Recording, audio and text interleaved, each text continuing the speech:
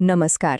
ચાલો આજે એક એવા બળની વાત કરીએ જે દેખાતું નથી પણ આખા બ્રહ્માંડને પકડી રાખે છે.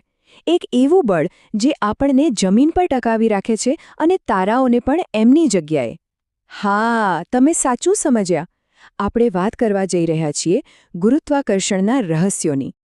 હવે એકદમ સીધો સાધો પણ ગજબનો સવાલ. આપણને બધાને ખબર છે કે પૃથ્વી ચંદ્રને પોતાની તરફ ખેંચે છે, ખરું ને? તો પછી એ ચંદ્ર આપણી પૃથ્વી પર આવીને ટકરાય કેમ નથી જતો? આ કોઈ નાનો સૂનો સવાલ નથી હો. સદીઓ સુધી મોટા મોટા વૈજ્ઞાનિકો પણ આના પર માથું ખંજવાળતા રહ્યા. અને જુઓ, આ વાત ખાલી ચંદ્રની નથી. આ જ સવાલ આપણા આખા સૌરમંડળને લાગુ પડે છે. પેલો સળગતો સૂર્ય, એનું જબરજસ્ત ગુરુત્વાકર્ષણ આપણા બધા ગ્રહોને મંગળ, ગુરુ, શનિ બધાને પોતાની તરફ ખેંચી રહ્યો છે. તો પછી એ બધા સૂર્યમાં જઈને કેમ બાળી નથી જતા? કેમ નથી થઈ જતો એક મોટો ધડાકો? તો આ બધા ગ્રહોને અથડાતા કોણ રોકે છે? જવાબ છે એકદમ પરફેક્ટ બેલેન્સ. એક કોસ્મિક બેલેન્સિંગ એક્ટ. અને ના, આ કોઈ જાદુ નથી, પણ ફિઝિક્સનો એક એટલો સુંદર અને સરળ નિયમ છે કે જાણીને મજા આવી જશે. ઓકે, તો આ કક્ષા કે ઓર્બિટ કામ કઈ રીતે કરે છે? સમજીએ. વિચારો કે ચંદ્ર સતત પૃથ્વી પર પડી રહ્યો છે. હા, તમે બરાબર સાંભળ્યું. પણ સાથે સાથે એ એટલી જોરદાર સ્પીડથી આગળ પણ વધી રહ્યો છે, સાઈડમાં, કે એ ક્યારેય જમીન સુધી પહોંચી જ નથી શકતો.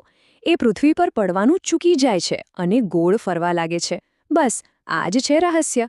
ગુરુત્વાકર્ષણનું ખેંચાણ અને આગળ વધવાની ગતિ, આ બંને વચ્ચેનું પરફેક્ટ બેલેન્સ જ એક સ્થિર ઓર્બિટ બનાવે છે. હવે આ આખા કોસ્મિક બેલેન્સને ગણિતના સૂત્રમાં કોણે બાંધ્યું? એ હતા સર આઇઝેક ન્યૂટન. એમણે આપણને એક એવી ચાવી આપી જેણે બ્રહ્માંડના આ મોટામાં મોટા રહસ્યો પરથી પડદો ઉઠાવી લીધો. અને એ ચાવી એટલે ગુરુત્વાકર્ષણનો સાર્વત્રિક નિયમ. અને આ નિયમ છે ને, ખરેખર જબરદસ્ત છે. એ શું કહે છે? એ કહે છે કે બ્રહ્માંડની દરેક વસ્તુ, દરેક કણ, બીજી દરેક વસ્તુને પોતાની તરફ ખેંચે છે. પછી ભલે એ બે મોટા મોટા ગ્રહો હોય કે ધૂળના બે નાના રજકણ. કોઈ બાકાત નથી. આ બળ આખા બ્રહ્માંડમાં ફેલાયેલું છે. અને આ બધું સમાયેલું છે એક સિમ્પલ ફોર્મ્યુલામાં, F=G m1m2/r². ચાલો આને તોડીને સમજીએ. F એટલે ફોર્સ, એટલે કે બળ. m1 અને m2 એટલે બે વસ્તુઓનું દળ અથવા માસ. અને r એટલે બંને વચ્ચેનું અંતર. સીધી વાત છે, જેટલી વસ્તુઓ ભારે એટલું ખેંચાણ વધારે, અને જેટલું અંતર વધારે એટલું ખેંચાણ ઓછો. સિમ્પલ. પણ આ ફોર્મ્યુલાનો અસલી હીરો છે જી. આ જી શું છે? એ છે યુનિવર્સલ ગ્રેવિટેશનલ કોન્સ્ટન્ટ. મતલબ કે એક એવી સંખ્યા જે આખા બ્રહ્માંડમાં ક્યાંય પણ ક્યારે બદલાતી નથી. પૃથ્વી પર, ચંદ્ર પર કે પછી કરોડો પ્રકાશ વર્ષ દૂર આવેલી ગેલેક્સીમાં પણ જીની વેલ્યુ એની એ જ રહે છે. અને બસ આ જ કારણ છે કે ન્યૂટનનો આ નિયમ યુનિવર્સલ એટલે કે સાર્વત્રિક કહેવાય છે. તો મોટા જીની વાત તો થઈ ગઈ, પણ તમે ક્યારેક નાના જી વિશે પણ સાંભળ્યું હશે, ખરું ને? આ શું છે? વેલ, જ્યારે કોઈ પણ વસ્તુ નીચે પડે છે ત્યારે ગુરુત્વાકર્ષણને કારણે એની સ્પીડ સતત વધતી જાય છે. બસ આ જે સ્પીડ વધવાનો દર છે એને જ કહેવાય છે જી. હવે મોટા જી અને નાના જીમાં લોકો બહુ જ કન્ફ્યુઝ થાય છે. તો ચલો એકદમ ક્લિયર કરી લઈએ. મોટો જી એ બ્રહ્માંડનો કાયમી નિયમ છે જે ક્યારેય નથી બદલાતો. જ્યારે નાનો જી એ કોઈ જગ્યાના લોકલ ગુરુત્વાકર્ષણની અસર છે. એટલે કે પૃથ્વી પર એનું મૂલ્ય લગભગ 9.8 છે, પણ ચંદ્ર પર જશો તો ઓછું થઈ જશે, અને ગુરુ જેવા મોટા ગ્રહ પર જશો તો વધી જશે. તો યાદ રાખો, જી યુનિવર્સલ છે, જી લોકલ છે. ચાલો, આ બધી થિયરી બહુ થઈ. હવે જોઈએ કે રિયલ લાઈફમાં ગુરુત્વાકર્ષણ કઈ રીતે કામ કરે છે. કેટલાક મજેદાર ઉદાહરણો જોઈએ. ચાલો એક સવાલ પૂછું. માની લો કે કોઈનું માસ એટલે કે દળ 70 કિલો છે. તો એ જ વ્યક્તિનું વજન ચંદ્ર પર કેટલું હશે? તમે વિચારશો કે 70 કિલો જ હોય ને? ના. અને આનો જવાબ માસ અને વેટ એટલે કે દળ અને વજન વચ્ચેનો મોટો ફરક સમજાવી દેશે. જુઓ, અહીં સમજીએ. દળ એટલે કે તમારા શરીરમાં રહેલો મેટરનો જથ્થો. એ તો તમે ગમે ત્યાં જાઓ 70 કિલો જ રહેવાનો. પણ વજન એટલે શું?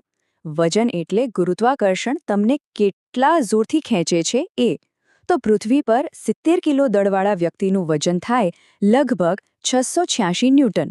પણ ચંદ્ર પર જ્યાં ગુરુત્વાકર્ષણ ઓછું છે ત્યાં વજન ઘટીને થઈ જાય છે ફક્ત 114 ન્યૂટન.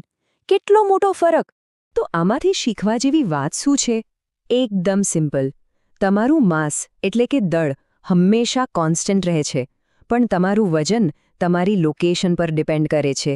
તમે ક્યાં છો એના પરથી તમારું વજન નક્કી થાય છે. હવે એક ક્લાસિક ઉદાહરણ પર પાછા આવીએ. ન્યૂટન અને પેલું સફરજન. ઝાડ પરથી સફરજન તૂટ્યું અને નીચે પડ્યું. કેમ? કારણ કે પૃથ્વીના ગુરુત્વાકર્ષણે એને ખેંચ્યું. એકદમ સીધી વાત છે, રાઈટ? પણ એક મિનિટ, જરા ઊંધું વિચારીએ. જો પૃથ્વી સફરજનને ખેંચે છે તો ન્યૂટનનો નિયમ તો કહે છે કે બળ બંને બાજુ સરખું હોય.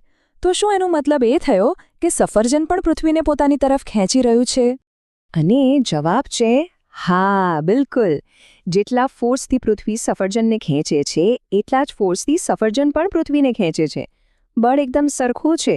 તો પછી પૃથ્વી કેમ સફરજન તરફ નથી જતી? કારણ કે પૃથ્વીનું દળ એટલું બધું વધારે છે કે સફરજનના એ નાનકડા ખેંચાણથી એને કંઈ ફરક જ નથી પડતો. આ જ તો ન્યૂટનના નિયમની સુંદરતા છે. તો અત્યાર સુધી આપણે જે પણ સમજ્યા એના પરથી એક વાત તો સ્પષ્ટ છે. ગુરુત્વાકર્ષણ એ ખાલી કોઈ ફિઝિક્સનો નિયમ નથી, એ આપણા અસ્તિત્વનો આધાર છે. જરા વિચારો, જો ગુરુત્વાકર્ષણ ન હોત તો આપણું વાતાવરણ જ ન હોત. એ તો ક્યારનુંય અવકાશમાં ઉડી ગયું હોત. ચંદ્ર આપણી આસપાસ ન ફરતો હોત, પૃથ્વી સૂર્યની આસપાસ ન ફરતી હોત અને દરિયામાં ભરતી ઓટ પણ ન આવતી હોત. મતલબ કે આ એક જ બળ છે જેણે આખા બ્રહ્માંડને અને આપણને એકસાથે બાંધી રાખ્યા છે. આ કેટલી અદ્ભુત વાત છે, નહીં? એક સાવ સિમ્પલ નિયમ જે આખા બ્રહ્માંડને ચલાવે છે. આ જાણીને એવો વિચાર આવે છે કે આવા બીજા કેટલા સુંદર અને સરળ નિયમો હશે જે હજુ પણ આપણી શોધની રાહ જોઈ રહ્યા છે.